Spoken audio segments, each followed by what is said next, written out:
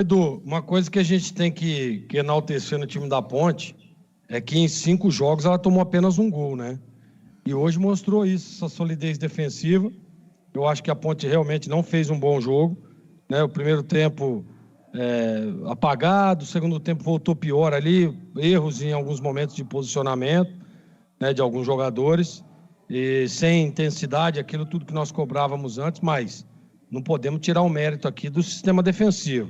Arthur, Mailton, né, o Matheus Silva, Fábio Sanches, Amaral enquanto esteve, né, depois o Felipinho, o próprio Ramon Carvalho, são os jogadores ali que protegem, né, o gol da equipe, o gol do Kaique França.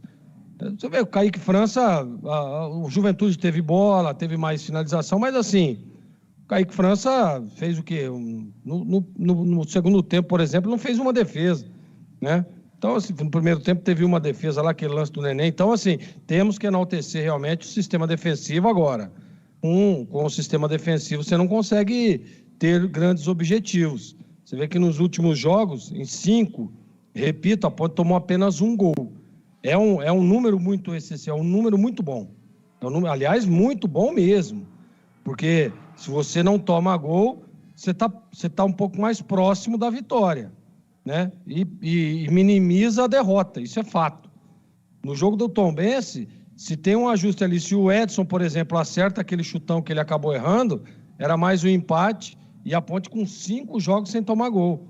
Então, olha para você ver, é por isso que às vezes a gente cobra em alguns momentos, principalmente a parte ofensiva, que de jogadores, né? Paulo Baia, o Thales, o próprio Eliel. Eu acho que se o Eliel faz aquele gol no primeiro tempo, a Ponte tinha vencido o jogo. Porque a solidez defensiva, repito, estava ajustada, estava bem posicionada, estava organizada a primeira linha da Ponte com os 2 homens à frente. Mas não dá, precisa ter um conjunto, né? Precisa ser homogêneo o negócio. A defesa precisa estar bem, mas o ataque também precisa comparecer. O Elvis precisa aparecer um pouco mais, o Eliel precisa aproveitar as oportunidades, o Paulo Baia precisa aproveitar a oportunidade que está sendo dada a ele. Ah, mas o Paulo Baia fez do gol lá nas duas vitórias da Ponte. Ok, mas e aí?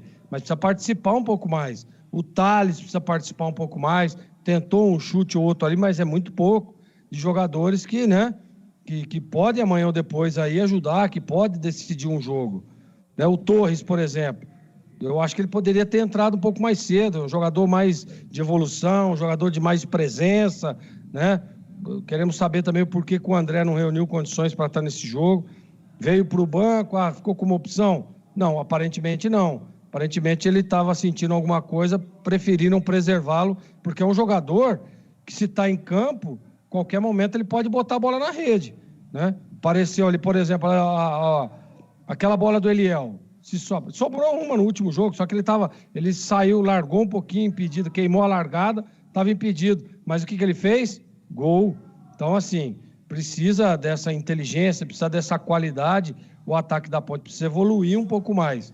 E aí o Felipe Moreira faz a substituição e o que acontece? As substituições não rendem. Então esse é um grande problema, né? Aquela mexida dele com o Everton, né? Adiantando o Paulo Baia, o Mailton um pouco à frente na segunda linha, não deu certo o Everton, não deu certo o Mailton. Então assim... que vai começar a Curitiba. Vamos lá então, Edu. Só para finalizar. Sim. Precisa ter um equilíbrio o time da Ponte, para que as coisas possam acontecer positivamente.